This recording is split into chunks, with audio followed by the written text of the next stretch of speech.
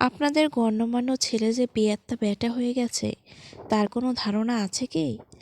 এত বছর পর মায়ের কণ্ঠস্বর শুনে খুশিতে চোখে পানি চলে এলো জনাব ইসমাইল ফাহিমের। তিনি কল্পনাও করেননি তার মা কোনোদিন তাকে কল করবেন। তিনি খুশির ঠেলায় গলার থেকে আওয়াজ বের করতে পারছেন না। অন্যথায় মিসেস ফেরদৌসি স্বামীর অবস্থা দেখে ফোনটা স্বামীর হাত থেকে ছিনিয়ে নেন। তিনি নিজেই সালাম দেয় শাশুড়িকে। খাদিজা বেগম বৌমার কণ্ঠ শুনে বেশ খুশি হলেন। বৌমাকে আদেশের সুরে বলেন, শোনো বৌমা, তোমার বদজামাইকে একটু বলে দিও আমি আর কোনো এক্সকিউজ শুনছি না। এবার যদি তোমার জামাই দেশে না আসে তাহলে যেন সে ভুলে যায় যে আমি তার মা ছিলাম। এত বছরেও যে ছেলে মায়ের খবর নেয় না, তার থেকেও কিসের আশা করব। ছেলেটা না হয় তার মাকে ভুলে গেছে, তাই বলে নাতিকেও কেড়ে নিয়ে গেল। এখন বুঝতেছি তোমার জামাই সন্তান দূরে থাকার কষ্টটা কেমন। নিজের মাকে দেশে একা ফেলে নিজেরা বিলাসবহুল জায়গায় ঠাঁই পেয়েও লাভ নেই। সে মায়ের কাছেই বাচ্চারা শান্তির সুখ পায়। শাশুড়ির কথা শুনে মিসেস ফেরদৌসি কেঁদে দেয়। তিনি আক্ষেপের সুরে বলেন, মা, মাগো, আপনি আমার শাশুড়ি নন, আমার নিজের মায়ের সমান। এই এতিম মেয়েকে আপনি ভালোবেসেছিলেন বলেই বেঁচেছিলাম। মাগো, আমার ছেলেটা কোথায়? একবারও ফোন দেয়নি, যতবার ফোন দিয়েছি ততবার কেটে দিয়েছে। বাপের কারণে মায়ের সাথেও রেগে কথা বলছে না মেয়ের ছেলেটা। মা, আপনি একটু তারে বোঝান না। আমরা কখনো তার খারাপ চাইনি। এক সময় দুর্ঘটনায় আমরা ভয় পেয়ে গিয়েছিলাম, সেই ভয়ে আমরা চলে এসে থাকতেই লাগলাম ভিনদেশে। মা, আপনি ছেলেটার কাছে সত্য কথা এখন বলিয়েন না, না হলে আমরা অপরাধী হয়ে যাব।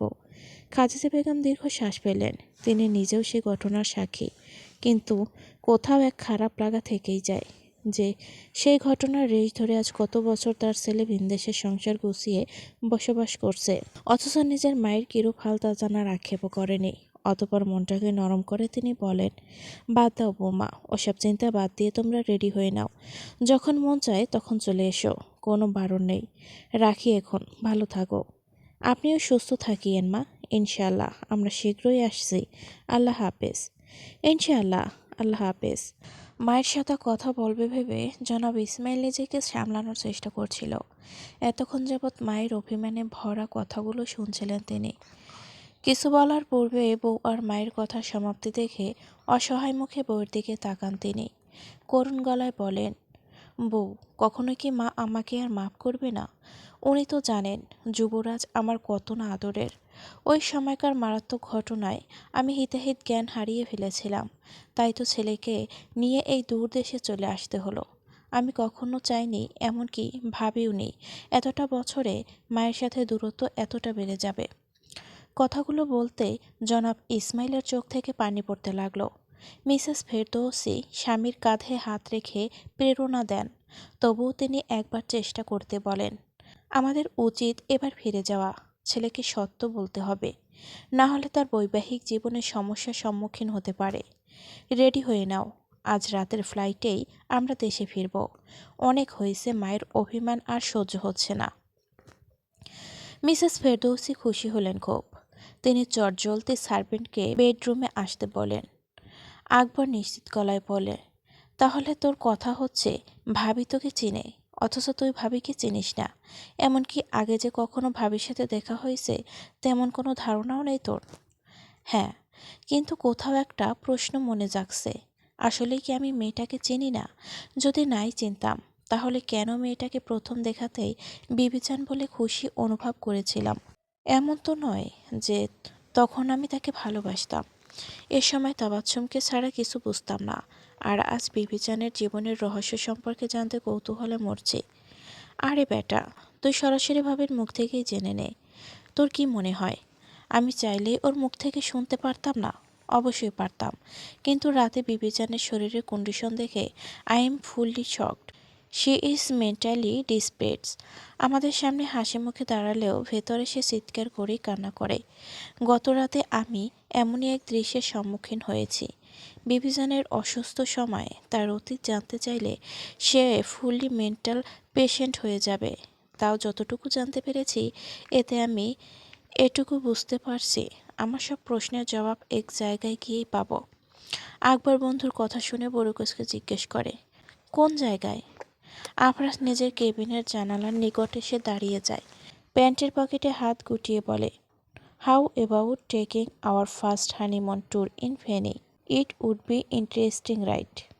আকবর কথাটা শুনে হাঁ করে তাকায়, পরক্ষণে চিল্লিয়ে বলে, oh brother, not only interesting but also mystery will be revealed. বন্ধুর কথায় আবরাজ বুকের উপর হাত গুজে ঠোঁটের মাঝে বাঁকা হাসি দেয়। জানালার সামনে থেকে সরে কেবিনের থাই গ্লাস দিয়ে কর্মরত এমপ্লয়ার্সের দিকে তাকিয়ে বলে, ইয়েস মিস্ট্রি উইল ডিফেন্টলি রিভিল। হঠাৎ কেবিনে নক পড়ায় আকবর পেছনে ফেরে। তাবাচ্ছুম কেবিনের বাইরে দাঁড়িয়ে আছে। তাকে দেখে বিড়বিড়িয়ে বলে, ডাইনির লেজ যেখানে সেখানে চলে আসা। সামনে টু শব্দ করল না, বরং আফরাজের দিকে চেয়ে বলে, দোস্ত তোর প্রাক্তন প্রেমিক এসেছে। তাবাচ্ছুমের কথা শুনে চোখ ঘুরিয়ে আকবরের দিকে তেরা দৃষ্টিতে তাকায়। বেচারা হকচকিয়ে গেল। সিংহের গুহায় দাঁড়িয়ে ভুল কথা বলে ফেলল, কিন্তু তাদের চেয়ে বেশি উড়নচণ্ডী হলো স্বয়ং নাজিবা। তাবাচ্ছুম কেবিনে এসে বলে, স্যার আমাকে ডেকেছিলেন? ইয়েস মিস বিয়ে। আপনি দুটো কাপলের জন্য হানিমুন টিকিট বুক করেন, আমার আর আকবরের নামে। আমরা বউ নিয়ে হানিমুনে যেতে চাই ফেনীতে। সো আপনি আপনার কাজ শেষে টিকিট ইমেল করে দিয়েন। তাবাচ্ছুমের চোখ বড় হয়ে যায়। তারই সামনে আফরাজ তার হানিমুনের কথা বলছে। ব্যাপারটা হাস্যকর লাগলো তার। সে গলা ঝেড়ে একটুর জন্য আকবরের স্পেস দেওয়ার জন্য ইঙ্গিত দেয়। আকবর চোখ শুরু করে তাবাচ্ছুমের আপাতমস্তক দেখতে থেকে বেরিয়ে যায়। আকবরকে বের হতে দেখে শান্তির শ্বাস নেয় সে। কেননা অর্ধেক ঝামেলার নাট্যমূল তো এই আকবরকেই মনে হয় তার। বাকি অর্ধেক হলো মেয়েটা।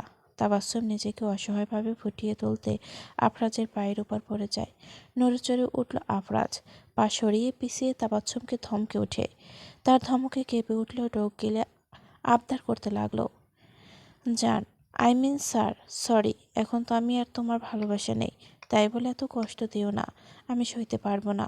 কাল যদি তুমি আমাকে জবের অ্যাপয়েন্টমেন্ট লেটার না পাঠাতে, তাহলে রাস্তার ভিখারি হয়ে ঘুরতে হতো। তবেই কি তুমি আমাকে কষ্ট দিতে এই জব দিলে? আমি সহ্য করতে পারছি না আফরু। আফরু শব্দটা তাবাচ্ছুমের মুখে শুনে বিরক্ত বোধ করে। আফরাজ নিশ্চুপ, তার মধ্য যেন এসব কথার কোনো প্রভাব হলো না। সে নিজের মতো নীরবে ফাইল চেক করছে। তাবাচ্ছুমের এক একটা বাণী বানোয়াট মনে হচ্ছে তার। সে ফাইল সাইন করার মাঝে বলে, দেখো তাবাচ্ছুম, এসব বাচ্চামি বাদ দাও। তোমার জবের দরকার ছিল, দিয়েছি, এর চেয়ে বেশি কিছু আমি করতে পারবো না। আর রইল, তোমাকে জব দিয়েছি মানবতার খাতিরে। আশা করি যা আদেশ করছি তাই পালন করবে। তাবাচ্ছুম মনে মনে ফসছে। সে বসা থেকে দাঁড়িয়ে যায়। আফরাজের দিকে তাকিয়ে থেকে বলে, ওকে আমি টিকিট বুক করে জানাচ্ছি। আফরাজ হাতের ইশারায় কেবিনের বাইরে দেখে যেতে ইঙ্গিত করে। তাবাচ্ছুম দুপদা পা ফেলে বেরিয়ে যায়। শাকচুনিকে বের হতে দেখেই মুখ ভেটকিয়ে ভেতরে প্রবেশ করে আকবর। বন্ধুর দিকে তীক্ষ্ণ দৃষ্টি চেয়ে বলে, এই ডাইনি মেয়ের হাব ভাব আমার মোটে পছন্দ না। সারাক্ষণ আমার কচি বন্ধুর সাথে চিপকে থাকতে চাই। বলি, বিয়েতে ব্যাটার সাথে আবার চিপকানোর কি দরকার শুনি? এমনিতেই তো দুজনেই সেকেন্ড হ্যান্ডের মাল। শেষের কথায় আফরাজ টিউবওয়েলটি উঠিয়ে আকবরের দিকে ছুঁড়ে মারে। এই দেখে চট করে সরে যায় সে। জোরে জোরে শ্বাস ফেলে বলে, কিরে, আজ তো আমারে মেরেই ফেলতি। এটা তোর ভালোবাসা আমার প্রতি, তাই না? এই ভালোবাসলে আমাকে? আজ বুঝছি বন্ধুত্ব বলতে এই যুগে কিছু নেই। আফরাজ ধীরে ধীরে বসা থেকে উঠে দাঁড়ায়। বন্ধুর নিকটে গিয়ে বুকের উপর হাত গুজল। পাগলের মতো বিহেভ করে বেহুদা টিউন করতে করতে আকস্মিক আফরাজকে এতটা কাছে দেখে স্ট্যাচুর মতো দাঁড়িয়ে যায় আকবর। বোকার মতো হেসে বলে, আরে দোস্ত, আমি তো মজা করছিলাম। আফরাজ আকবরকে ছুতে নিলে দুজনে ধপাস করে পাশে থাকা সোফায় ছিটকে পড়ে। আফরাজের নিচে একবার ঠাস করে পড়ায়। বেচারা ব্যাক সাইডে হালকা একটু ব্যথাও পায়। আফরাজ বুঝতে পেরে উঠতে বসে। আকবরের কোমরে চাপড় মেরে বলে, মনে হচ্ছে এই বয়সে তুই কিডনি হারাবি। সমস্যা নেই, তুই তো আমার দোস্ত। তোর জন্য খাল কেটে কুমির এনে তার কিডনি দিয়ে হলেও তোকে বাঁচাবো। হ্যাঁ, এতে একটাই সমস্যা, যেখানেই যাবি কুমিরের দলবল তোর পেছনে ঘুরবে। এমনি তো কম ফ্লার্টিং করিস না, ভাবিকে দেখলেই তো তোর কলিজা স্যাদ করে ওঠে। তাই ভাবছি তোর কিডনি বেচে আইফোন 15 কিনবো। আজ ফকির বলে এভাবে অপবাদ দিলা বন্ধু? হ্যাঁ, মনে থাকবে, একদিন আমার কিডনিকে তুই ভীষণ মিস করবি। এই কিডনি না থাকলে তো পাতও দিতে পারবো না। তুই না আমার বন্ধু, আমার পাত দেওয়ার জন্য হলো আমার কিডনি বিক্রি করবি না বলে দে দোস্ত। এই বলদ, এত পাত করিস কেন? তোর পাদের গন্ধে অফিসেও থাকা যায় না। কোন দিন না আবার তোর পাদের গন্ধে ফ্রাই হয়ে যায়, সে ভয় লাগছে। আরে দোস্ত, সক্রিয় কর আমার এই পাত দিয়ে বলেই তোর পারফিউমের কোম্পানি এত উঁচু পর্যায়ে গেছে। না হলে তো মামা তুই ব্যবসা চালাতে পারতে না। কেমনে জানিস? পাদের শব্দে পা আছে, পারফিউমের শব্দে পা আছে। আর মানে কি? তুই পাদ মার আর পারফিউম মার, একই কথা। যেই লাউ সেই কদু। হুদয় পারফিউম মেরে লাভ কি? সেইখানা আসার পর তো পাতই মারবে। বাই দ্য ওয়ে দোস্ত, তুই কখনো পাত দিস নাই কেন? শোন, আজ থেকে পাত দিবি, আর বউকে পাত দিতে বলবি। যেখানে থাকবি পাত দিবি, আর পেট পরিষ্কার করবি। পাত মারা is so healthy work, you know. Afraz বন্ধুর কথায় বাঁকা হেসে উঠে দাঁড়ায়। আকবর আফরাজের হাবভাব দেখে বলে, সি সি দোস্ত, আমার মুখে পাত দিস না। Is a bad manner you know. হারামি, তোর ইউনো বের করছি। পাদের উপর পিএইচডি করছিস তো? আসলেই একজন মানুষকে দিনে 14 বার পাত দিতে হয়। নে, বাস খা। করে আকবরের মতোই নিচে নিচে আফরাজ বন্ধুকে জ্বালাচ্ছে। আকবর নাক চেপে বলে, সি বন্ধু, আমার নাকে পুত মেরে আবার পাত মারা কিডনিকে অপমান করলি। এর শোধ আমিও নেব। আকবরও সমান তালে পাত দেওয়ার ভান ধরে দুজনের লুঙ্গি ডান্সের মতো নাচতে লাগে। কেবিনের ভেতর দুজনে পাতের দৃশ্য দেখে তপ্তা খেয়ে যায় নাজিবা আর কুসুমা। জামাই যান, আপনার পেটে কি গ্যাস হয়েছে? না মানে আপনি আর আকবর ভাই যেমন করে কোমর ঝাঁকাছিলেন, অমন করে তো মানুষের পেটের গ্যাস ছাড়ে। আপনার হলে বলুন, পেটের গ্যাস দূর করতে আমি সাহায্য করব। দিনে 2-3 বার আপনার পেটে বাড়ি মারব, দেখবেন গ্যাস সব ফুরুত করে বেরিয়ে যাবে। নাজিবা ভাবির কথা শুনে ফিক করে হেসে দিল।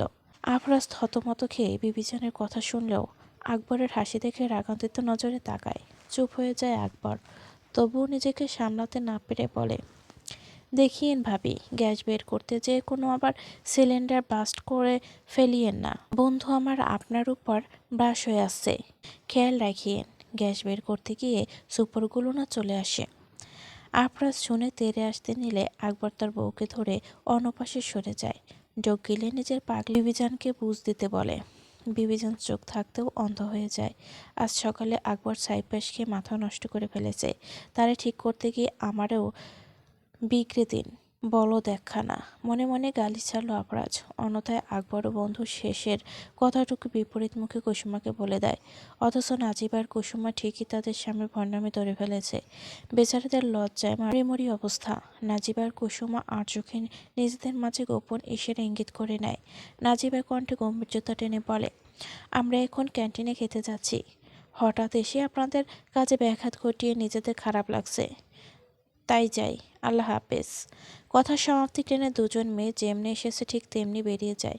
লিফটে ঢুকে দুজন দুজনের দিকে তাকিয়ে আকস্মিক হাসতে লাগলো। দুজন ব্যাটার মুখই দেখার মতো ছিল। কুসুমা কোনো মতে নিজের হাসি থামিয়ে বলে, যাই বলো ভাবি, দুজনকে মজা মস্তি করতে ভালোই মানায়। নাজিবা তবু হেসে যাচ্ছে। তাকে হাসি থামাতে বলে কুসুমা, কিন্তু সে থামে না, বরং ফোন বের করে একটা ভিডিও কুসুমার চোখের দিকে ধরে। সে দেখে হতবাক, নাজিবা লুকিয়ে ফোনে ভিডিও করে ফেলেছে। কুসুমা তার হাত ধরে বলে, ভাবি আমার হোয়াটসঅ্যাপে দাও প্লিজ প্লিজ। এই ভিডিও দেখায় আকবর রে মজা বোঝাবো। বিয়ে করেও অন্য মেয়েদের সাথে ফ্লার্টিং করার মজা চুটিয়ে দেবো একদম। কিন্তু নাজিবা আনমনে বিড়বিড়িয়ে বলে, জামাই যান, আপনাকে এই ভিডিও ভাইরালের ভয় দেখিয়ে শাকচন্নিকে মার খাওয়াবো। খুব শখ নামে বিয়ে রাখার, তাও শুধু শখই না, মানবতার শরীর জনাবের। আপনার মানবতা আচ্ছা মতো ফলিয়ে বের করব, দেখিয়েন। কুসুমা নাজিবা ভাবিকে চুপ থাকতে দেখে মৃদু চাপড় মারে। সে নড়েচড়ে বলে, হ্যাঁ কি হলো? ক্যান্টিনের ফ্লোরে চলে এসেছি, আসো। দুজনে মিলে ক্যান্টিনের ভেতরে ঢুকে পড়ে। কুসুমাকে প্রায় সবাই চেনে। আকবর নিজেই বলেছিল এই তার বউ, সেজন্য তার ক্যান্টিনে আসা না আসা একই। এই ক্ষেত্রে নাজিবা একেবারে নতুন, কখনো আফরাজের অফিস ঘুরে দেখেনি। আজ এসেছিল জামাইজানের সাথে বের হওয়ার উদ্দেশ্যে, কিন্তু দু বেটার পাগলামি পোনা দেখে নিজেদের মত পাল্টে নেয়। ভাবলো কুসুমা ভাবির সাথে আসলো বিধায় সমস্যা নেই, অফিসটা ঘুরে দেখা যাবে। সেই ভেবে দুজনে প্রথমে খেতে এসেছে। তাদের সিস্ট করবে তা বাচ্চ। আকবর ইচ্ছাকৃত বন্ধুর অগোচরে অ্যাসিস্ট্যান্টিংয়ে ফাঁসিয়েছে তাকে। তাবাচ্চম ক্যান্টিনে বসা ছিল। খাওয়া শেষ করে যাওয়ার আগেই ঘোমটা পরিহিতা মেয়েকে দেখে ফেলল। চিনতে তার মোটেও ভুল হয় না। মেয়েটা আফরাজের সাইকো ওয়াইফ। শয়তানি বুদ্ধি করে ইচ্ছাকৃত নিজের গলায় পেঁচানো স্কার্ফ দিয়ে মুখ ঢেকে নেয় সে। নাজিবা তো বেখেয়ালি মুগ্ধ চোখে ক্যান্টিনের মধ্য ডিজাইন দেখেছিল। কুসুমা কাউন্টারে যেয়ে অর্ডার করে দেয়। তারা যে টেবিলের কাছে গিয়ে বসতে যাচ্ছিল, সবার চোখ অগোচরে নাজিবার চেয়ারের মধ্যে সস ঢেলে দেয় তাবাচ্চম। নাজিবা সেই চেয়ারের উপর বসে পড়ে। তার খেয়াল নেই সেদিকে। তাবাচ্চম বাঁকা এসে মনে মনে বলে, এবার বুঝবি আমার সাথে টক্কর নেওয়ার মজা। কুসুমা কফি শেষ করে নাজিবাকে বলে, ভাবি আপনি হালকা করে ঘুমটা সরিয়ে খান, এখানে কেউ তাকাবে না, কড়া সিকিউরিটি আছে এখানে। তাও ভাবি ভয় হয়। ভয় এখানে কিসের ভাবি? নাজিবা ভুলে মুখ ফসকে সত্য বলতে নিচ্ছিল, বুঝতে পেরে হকচকিয়ে যায়। গলা ছেড়ে বলে, আরে না, মানে আমাকে তো চেনো, আমি একটু পর্দাটা মেনটেন করার চেষ্টা করি। কুসুমা বুঝতে পেরে মাথা নাড়ল। তাদের খাওয়া শেষ হতে দেখে তাবাচ্চম ফোন বের করে ফোনের ফোকাস আফরাজের বউয়ের ব্যাকসাইড বরাবর রাখে। তারা উঠে চলে যায়। নাজিবার শাড়ির ব্যাকসাইডে লাল রং লেগে আছে, যা তাবাচ্চম ভিডিও করে রাখলো। সস হলেও দেখতে লাগছে পিরিয়ডের রক্ত। ক্যান্টিনের এমপ্লয়িদের নজরে এলো জিনিসটা। নাজিবের শাড়িতে লাগানো রক্ত খেয়াল করে মিটমিটে হাসতে থাকে। অনেকে কানাঘুষো করে বলতে লাগে, মেয়েটার মনে হয় ফার্স্ট টাইম পিরিয়ড হচ্ছে। সিহ, এসব শাড়িতে লাগিয়ে বেশরমের মতো ঘুরছে কেমনে মেয়েটা। সিহ, অফিসের মতো বসও আছেন, তিনি যদি দেখতেন তবে নাক সিটকিয়ে বের করে দিতেন এসব আলফল মেয়েকে। আরে তার চেয়ে বড় কথা, এই পাগল মেয়েরে কুসুমা ভাবি কি করছে? মনে হয় আকবর স্যার এই পাগল মেয়েকে সামলাতে কুসুমা ভাবিকে দায়িত্ব দিয়েছে। আশপাশে কটু কথা নাজিবার যতটা না খারাপ লাগেছে, তার চেয়ে পাগল শব্দটা বেশি উত্তেজিত করছে তাকে। এখনই যদি সে ড্রাগ না নেয় তবে তার শরীরে পাগলামিপনা জাগ্রত হবে। নিজেকে কোনো মতে সামলানোর চেষ্টা করছে সে, কিন্তু কিছুতে পারছে না। কুসুমা এমপ্লয়ার্সের কথা শুনে বুড়ো কুসকে পাশে থাকা থাই গ্লাসের দিকে তাকায়। তাকে ঠিকই লাগছে, কিন্তু যখন খেয়াল করে দেখলো তখন দেখে নাজিবের শাড়িতে লাল রক্তে কিছু লেগে আছে। সে স্তব্ধ হয়ে নাজিবের পেছনের দিকে শাড়ির আঁচল ধরে ফেলে। নাজিবের ধ্যান ফেরে সে কুসুমা স্তব্ধ চেহারা দেখে জিজ্ঞেস করে, কি হলো ভাবি, আপনি আমার পেছনে কি দেখছেন? ভাবি, আপনার শাড়িতে লাল রং নাকি সস? হ্যাঁ ভাবি, আপনার পেছনের দিকে কেউ সস লাগিয়েছে, দেখুন আয়নার সামনে। নাজিবা থাই গ্লাসের পাশে অ্যাটাচ আয়নার সামনে গিয়ে পরখ করে দেখে, হ্যাঁ কুসুমা ভাবির কথা সত্য। সে হালকা করে সসের উপর হাত ছুঁয়ে ভাবনায় পড়ে যায়। পরক্ষণে তার মাথায় আগুন ধরে যায়। কুসুমা নিজের পার্স থেকে টিস্যু বের করে মুছতে নিলে নাজিবা তার হাত ধরে ফেলে। সে বলে, না ভাবি, যে আমার সাথে এই কাজটা করেছে তাকে এর শোধ দিতে হবে, না হলে আমি শান্তিতে বসতে পারবো না। আপনি আমাকে বলুন, অফিসের কত নং কেবিনে সিসিটিভি ফুটেজ আছে? এই কেবিনের নিচে গ্রাউন্ড ফ্লোরে, আর আমরা আছি 2 নং ফ্লোরে এখন। কথাটি শুনে সে কুসুমার হাত ধরে সোজা লিফটে চলে যায়। অন্যথায় তাদের লিফটের মতো যেতে দেখেও কোনো পরোয়া করে না তাবাচ্চম, বরং সে নাজিবের অগোচরে যে ভিডিও করেছে সেটার জন্য একটা ক্যাপশন ভেবে নিজের কেবিনে চলে যায়। সে আফরাজের বিয়ে বলে কেবিনটা পেয়েছে। কেবিনে বসে সে তার মাকে ফোন দেয়। কোনো এক অজানা কারণে তার মা ফোন তুলছে না। সে আজ 2 দিন ধরে তার মাকে ফোনে পাচ্ছে না। যতবারই কল দেয় নট রিচেবল বলছে। বিধায় সে আফরাজের দেওয়া ফাইল চেকিং করতে ব্যস্ত হয়ে পড়ে। এদিকে নাজিবা সিসি ফুটেজ চেক করেছে। তার পাশে কুসুমভাবে ব্যর্থ চেহারা নিয়ে দাঁড়িয়ে আছে। নাজিবার পাগলামিপনা যেন প্রকাশ্যে না আসে, মনে মনে তারই প্রার্থনা করছে সে। নাজিবাকে নিজের মতো ভিডিও রিভাইন্ড করতে দেখে বিরক্ত বোধ করে সিসিটিভি কন্ট্রোল তিনি ধীর গলায় নাজিবার উদ্দেশ্যে বলে, ম্যাম, আপনি কিন্তু নিয়ম ভঙ্গ করেছেন। এখানে অফিসের বসকে ছাড়া আর কাউকে এলাও করা হয় না। আপনি আকবর স্যারের ওয়াইফের সঙ্গে এসেছেন দেখে সম্মানের সহিত বলছি। প্লিজ ম্যাম, আপনি নিজের লিমিটে থাকুন, আমাকে দিন ব্যাপারটা, আমি হ্যান্ডেল করছি। নাজিবের মধ্যে কোনো ভাবান্তর দেখা গেল না, বরং সে তার কাজ করেই যাচ্ছে। তার ষষ্ঠেন্দ্রিয় সাক্ষী। ওই সময় তার চোখের আড়ালে কোনো না কোনো অঘটন ঘটেছে। ম্যামের পাত্তা না পেয়ে কন্ট্রোলার রাগে গজগজে নাজিবের হাতে স্পর্শ করে, যা দেখে প্রতিবাদ করতে গিয়েও করল না সে। নিজেকে শক্ত রেখে জ্বলন্ত অগ্নিচোখে তাকায় নাজিবা। তার অগ্নিশর্মার রূপ দেখে আচমকা হাতটা ছেড়ে দেয় কন্ট্রোলার। মাথা নিচু করে নেয় নাজিবা। তার হাতের উপর আপাতত খেয়াল দিল না। উঠেছে সে সময়ের দৃশ্য ভেসে ওঠে। বাজ পাখির মতো ফুটেজের দিকে তাকিয়ে আছে সে। তাবাচ্ছুমের কৃতকর্মের দৃশ্যপট দেখানো হচ্ছে, যা দেখে নাজিবার এক মুহূর্ত সিসিটিভি ফুটেজের কেবিনে দাঁড়ালো না। হাত মুষ্টিবদ্ধ করে তৎক্ষণাৎ লিফটের দিকে এগিয়ে যায়। সে এখনও তার পরনের শাড়ি চেঞ্জ করেনি। কুসুমও তার পেছনে গেল। দাহাব এহসান আজ নিজেকে পরিপাটি করে তার মেয়ে মিসেস হিয়াকে ডাক দেন, কিন্তু সারা শব্দ না পেয়ে তাচ্ছিল্যের হাসি দেন। তিনি কোটি পরতে গিয়েও হঠাৎ খেয়াল করলেন গালের এক পাশের চামড়া ধসে পড়বে মতো লাগছে। এক প্রকার ঘাবড়ে যান তিনি। তাড়াহুড়ো করে আলমারির পেছন দিয়ে এটার্স করার রুমে ঢোকার জন্য দাঁড়িয়ে যান। দরজায় লকার লাগানো। একটাই কোড দিলেন, ডিকশন। এই টাইপ করতেই দরজা খুলে যায়। চটজলদি তার টেবিলের কাছে যান। টেবিলের উপর বিভিন্ন রঙের কেমিক্যাল সলিউশন তৈরি করে রাখা, যেন এগুলো তার জন্য রেখেছে কেউ। সময় ব্যয় না করে তৎক্ষণাৎ এই কেমিক্যাল সলিউশনের ভেতর টিস্যু ডুবিয়ে ভিজিয়ে নেন।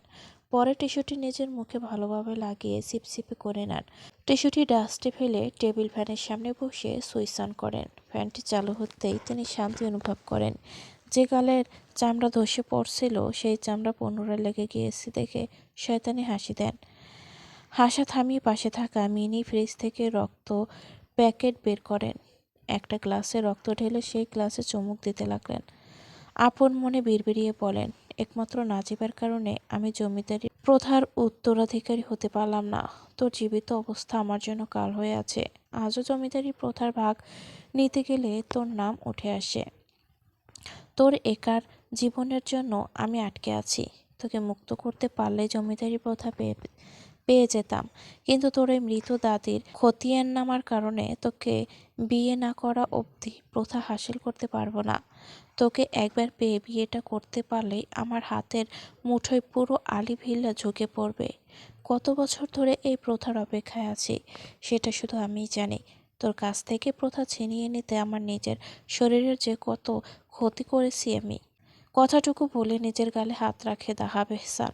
মাথার চুলে হাত বুলিয়ে দেখলেন অর্ধ চুল তার হাতে চলে এসেছে। তার চেয়ে বড় কথা, চুলের অর্ধেকই সাদা, এক দুইটা কালো শুধু। আয়নায় নিজের মুখশ্রী দেখে অতীতে ডুব দেয়।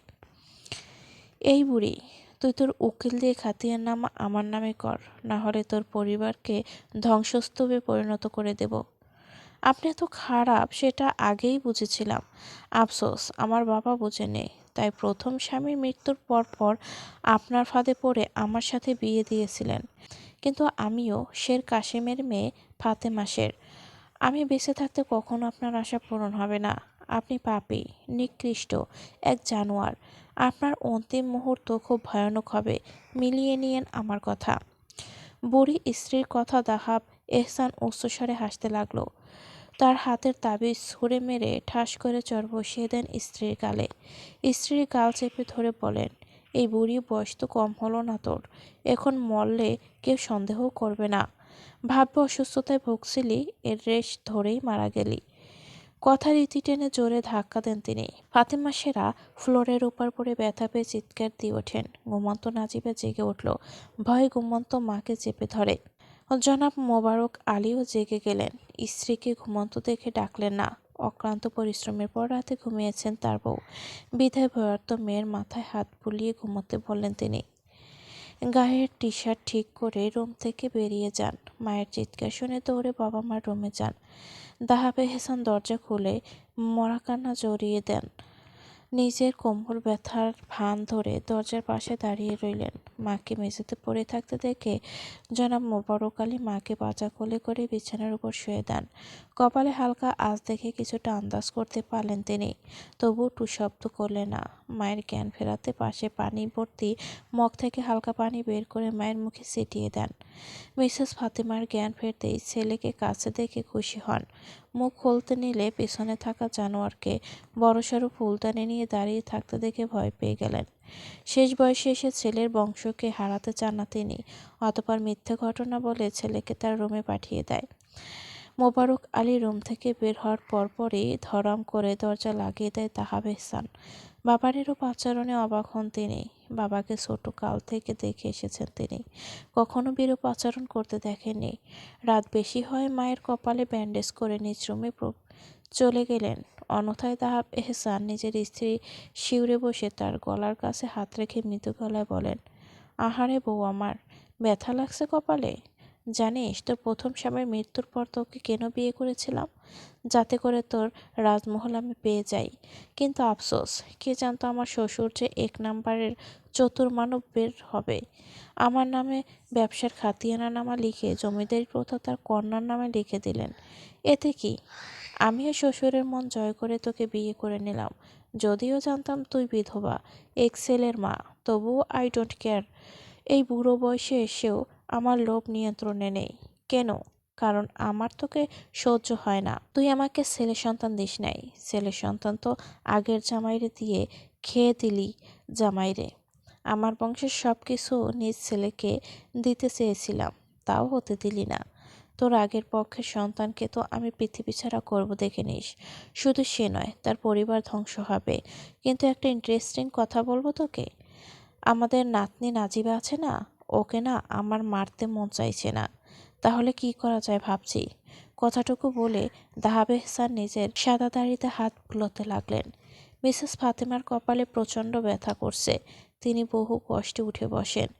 দেওয়ালে হেলান দিয়ে তার দ্বিতীয় স্বামীর নিকৃষ্ট মনের বাণী শুনছেন। যবে নাতনির কথা বললেন, পিলে চমকে উঠলেন। স্বামীর দিকে চেয়ে আতঙ্কিত গলায় জিজ্ঞেস করেন, মানে আমার নাতনিকে দিয়ে কি করবেন আপনি? দেখেন, নাতনি আমার মাত্র 7 বছর বয়সী। আমার ছেলের পরিবারের ক্ষতি কইরেন না। আমি আমার পক্ষের সম্পত্তি আপনার নামে করে দেব, কিন্তু আমার নাতনির। তাকে চুপ করতে ইশারা করে তিনি হাস্যোজ্জ্বল গলায় বলেন, তোরে মেরে ফেলার পর তোর ছেলে আর ছেলের বউকেও মেরে দেব, কিন্তু তোর নাতনিকে নিজের দ্বিতীয় বউ বানিয়ে রক্ষিত করে রাখবো। কি করব বউ? নাতনি আমার কচি শরীরে ভরা। ওকে না পেলে জীবনটা বৃথা মনে হবে। জোয়ান বয়সে তোর মতো বিধবারে বিয়ে করে নিজের পায়ে কুড়াল মেরেছিলাম। এর প্রায়শ্চিত্ত তোর নাতনিকে বিয়ে করে করব। আমার শখ ছিল অবিবাহিত কচি মেয়ে বিয়ে করার। তুই মরার পরে না হয় করব। কথা রীতি টেনে হাসতে লাগলেন তিনি। মিসেস ফাতেমা তীক্ষ্ণ কথা বলতে গিয়েও পারলেন না। তার গলা কেমন যেন জ্বালা পোড়া করছে, চোখে ঝাপসা দেখতে পাচ্ছেন। হঠাৎ গলা দিয়ে রক্ত ঝরতে লাগে।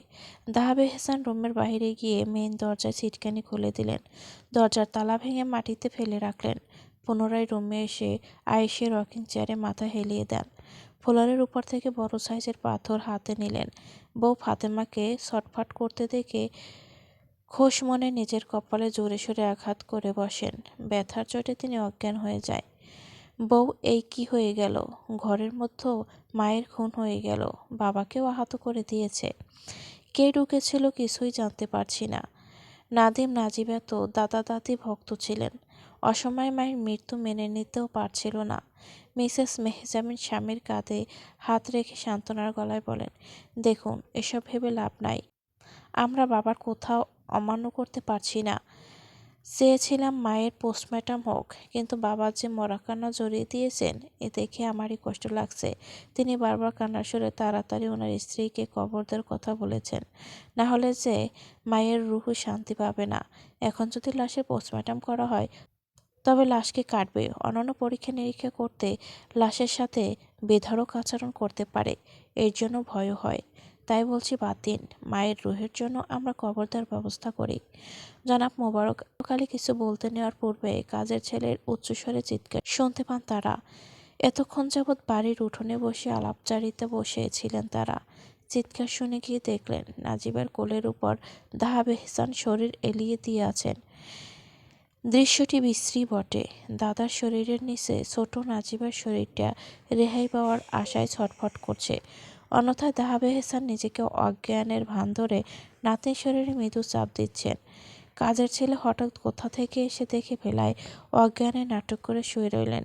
সেভাবে নাজিবা তো ঘুমিয়েছিল, আচমকা এমন কিছু হবে সে ভাবতেও পারেনি। সেও সমানতালে জোর গলায় বলছে, দাদু উঠুন প্লিজ, কি হয়েছে আপনার? আমি ব্যথা পাচ্ছি দাদু, উঠুন না প্লিজ। ছোট মেয়ের কণ্ঠ শুনেও তিনি নির্জীব ভাবে পড়ে রইলেন নাজিবের উপর। জনাব মোবারক আলী মেয়েকে কষ্টে দেখে আঁতকে উঠলেন। তৎক্ষণাৎ বাবাকে আস্তে ধীরে উঠিয়ে সোফার উপর শুয়ে দিলেন। মিসেস মেহেজাবিন মেয়েকে উঠিয়ে হাত পা শরীরটা মসমস করতে চাপ দিতে লাগলেন। আর চোখে বাবার দিকে তাকালেন। আরেকবার মেয়ের অসহায় ব্যথাতুর চেহারার দিকে তাকালেন। মনে মনে তিনি খটকা অনুভব করেন।